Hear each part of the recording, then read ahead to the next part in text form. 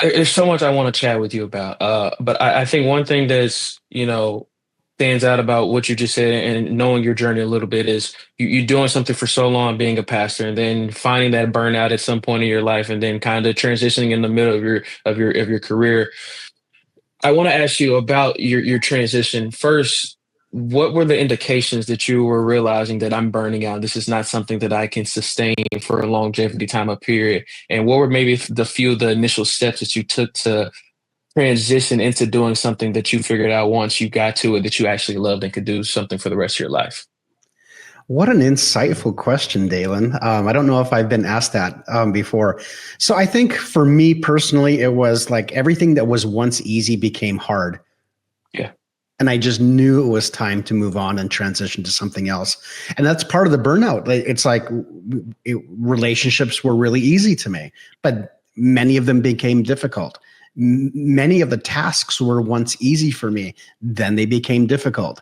And once, at one point, I was really excited about doing a lot of the mundane things. And at some point, it got really hard. It felt like I was walking through quicksand where all these things that were once easy to me became very difficult. And I think the burnout came from like doing those difficult things where I just didn't have any energy or fuel for anymore. So that was one of the greatest indicators for me personally that I knew it was time to move on.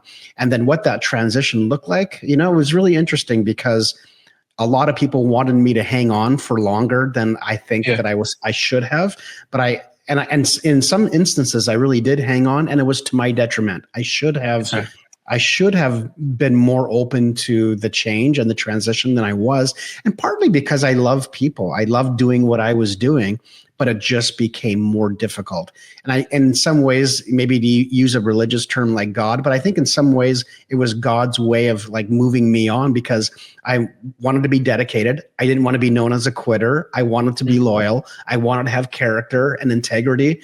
And somehow it feels like God above said, you know what, I know you're that way, so I'm gonna have to make this really difficult for you, Gary. And so he did that by making everything difficult for me. So that transition, I think the biggest part of my transition for me was, well, first, what do I do next with my life? So that was a big question. And number two is, or was, my identity was so embedded into being a pastor that to think of myself any differently would be just a challenge, and it was. And so I'm 6 years removed. However, I still find it challenging. It's just part Yeah. of my identity, and I've come to realize that it's one of my superpowers, that I have a deep love for people, and I want the fruit of my life to grow on other people's trees.